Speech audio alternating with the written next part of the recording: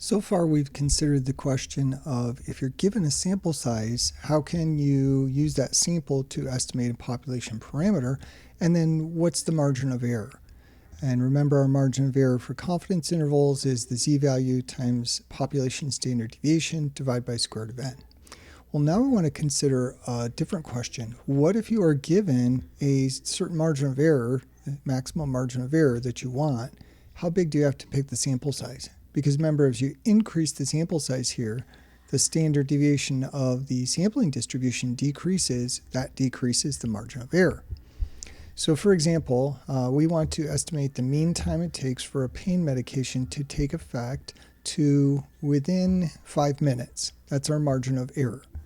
So E here is going to equal 5. Medications administered to a sample of 30 individuals. So N initially is 30. And the sample mean time to take effect was 38. So X bar was 38. And then we had a sample standard deviation. So this was mean was 38.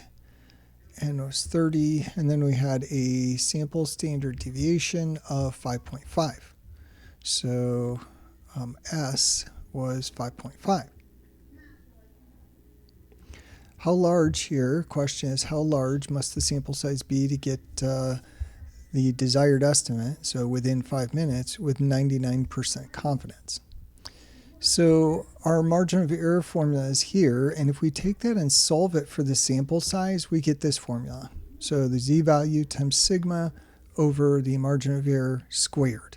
And that tells us how big we have to pick our sample size. So here's the actual formula. Formally stated, sample size to estimate the population mean to within a given error, E, is z sigma over E quantity squared. So let's go ahead and apply that to our example here. So our sample size that we need, N, is equal to the z-value. Now this is 99% confidence. So with 99% confidence, we can look that up in the common z-value table. So for 99% confidence here, our z-value, z alpha over 2, is 2.575.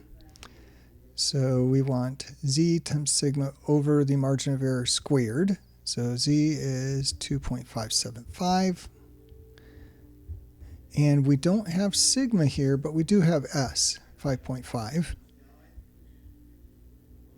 So, and s is our estimate of sigma, and that's the only estimate we have now. And then our margin of error, it's within 5 minutes, so we are dividing by 5, and then we're going to square that quantity.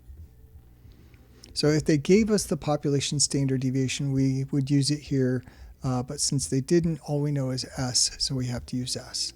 So let's compute this in the calculator.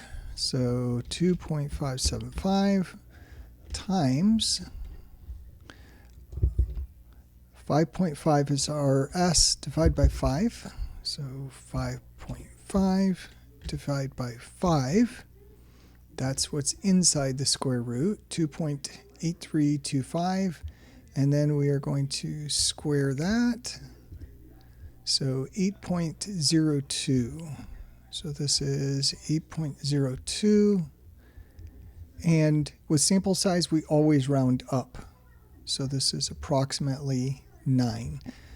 Because you can't have 0.02, you can't have 2/100ths of a subject, of an individual here.